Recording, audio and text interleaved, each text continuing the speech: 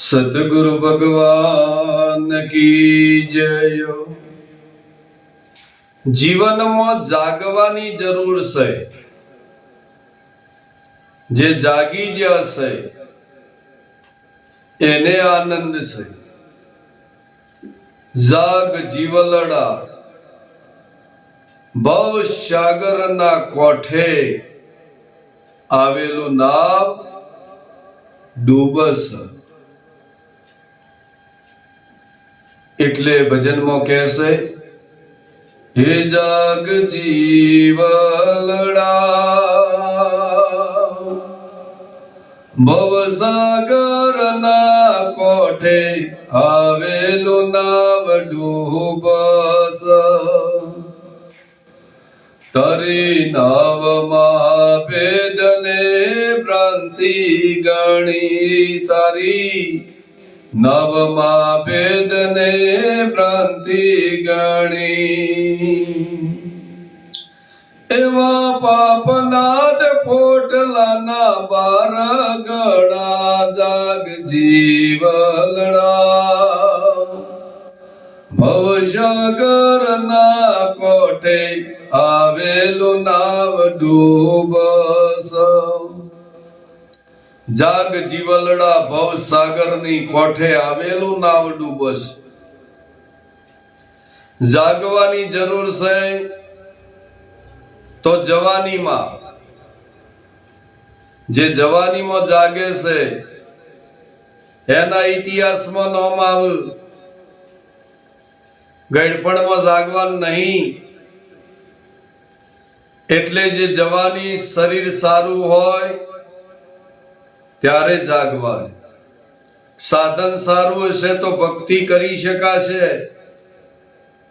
પછી સાધન પડી બાજી હોય પછી જેવી ભક્તિ। સાહેબ, નાની નાની ઉંમરમાં કેવા કેવા ગાયન હોય।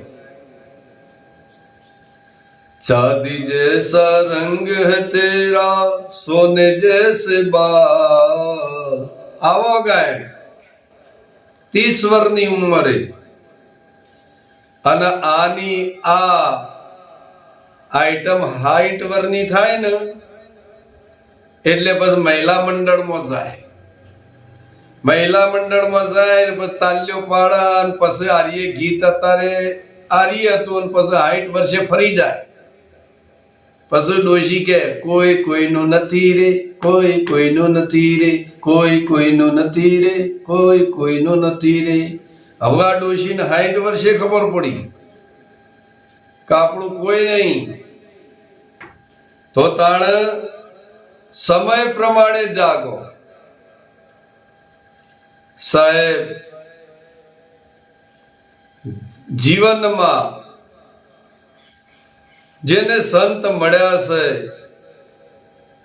એને તો હું ભાગ્યશાળી કહું છું કે ભાગ્યનો ઉદય થયો તારે સંત મળે છે। અને આવા સંત મળવાથી તમારું જીવન બને છે। કારણ કે જીવનમાં આનંદ ના હોય તો જીવવું નકામું છે। એટલે અહીંયા કીધું છે, ગુરુ વિના ગમ ન પડે ભલે વર્ષો વીતી જાય। ગુરુ વિના ગમ ન પડે ભલે વર્ષો વીતી જાય। આ ગુરુ વગર ગમ પડે એવી નહીં। વર્ષોનો વરસ જતો હોય ને તો એ ભગવાન શું છે એ તો ખબર ના પડે।